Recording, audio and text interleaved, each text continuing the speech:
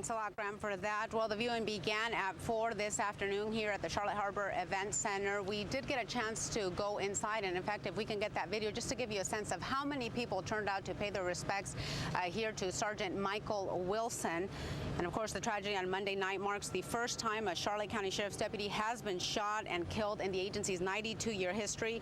Sergeant Wilson was the first officer to arrive at the scene of that domestic disturbance at the Lakes of Tuscana apartment complex in Port Charlotte.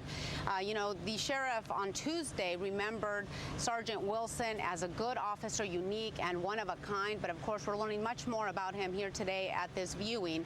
And we also found what a great person he was to so many people in the community. In fact, we talked to one person who had him as a patient in her dental office. Let's take a listen to what she told us. He was, like I said, the best person ever God gave us.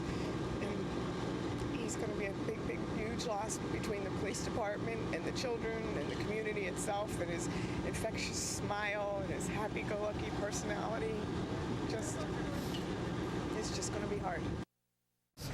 Of course, Sergeant Wilson, in his 21 years at the Charlotte County Sheriff's Office, served in many roles. He worked at the jail, in the narcotics unit, the streets crimes unit as well. He also worked as a detective and a school resource officer. So definitely a lot of people in this community know him either as a deputy or just as a person in the community who touched so many lives. Now, the funeral starts tomorrow morning, but we do want to stress, and the event organizers are stressing, that is not open to the public. They expect about 2,000 people here, including Governor Rick Scott and other dignitaries, lots of law enforcement, as you can imagine.